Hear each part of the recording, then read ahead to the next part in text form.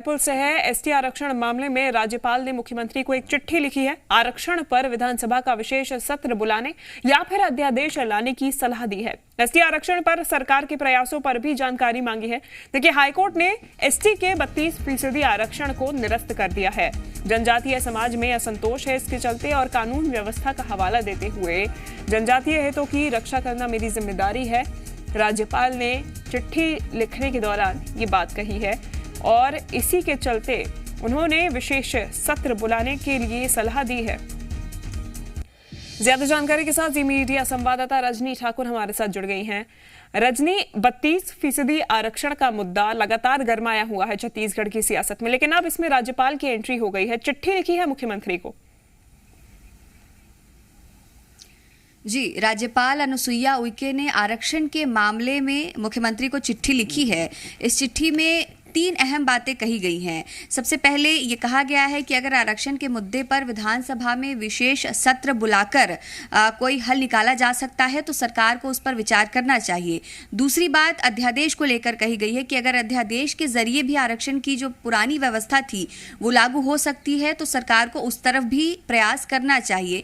और तीसरी बात में ये जानकारी मांगी गई है कि आरक्षण के मसले पर सरकार अब तक क्या कर रही है।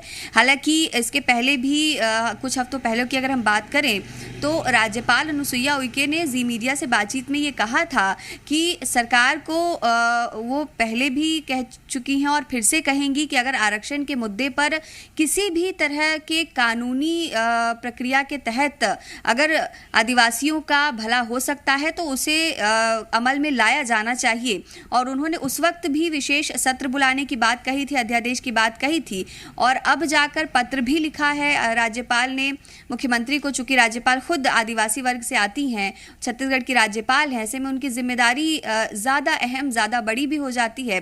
इसके साथ में सरकार से उन्होंने ये भी कहा है कि अगर इस पूरे मुद्दे पर कहीं भी राजभवन के सहयोग की ज़रूरत होती है तो राजभवन की तरफ से पूरा सहयोग मिलेगा।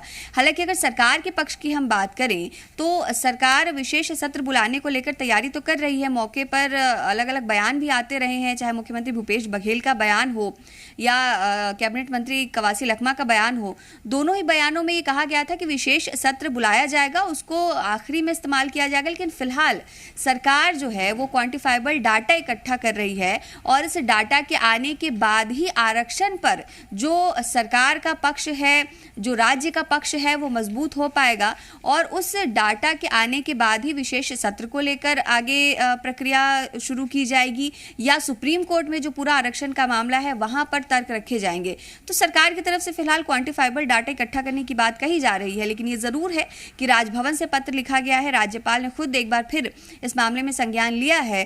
तो कहीं ना कहीं ये उम्मीद बंधती है कि जल्द ही जो आरक्षण की पुरानी व्यवस्था थी वो वापस आ पाएगी और आदिवासी वर्ग हो, ओबीसी वर्ग हो या एसटी हो, एससी हो, या तीनों ही वर्ग कहीं ना कहीं प्रभावित हुआ है हाईकोर्ट के फैसले से, तो वापस उन्हें राहत मिल पाएगी। बिल्कुल, और राहत की ही उम्मीद आदिवासी वर्ग कर रहा है। धन्यवाद रजनी, तमाम जानकारी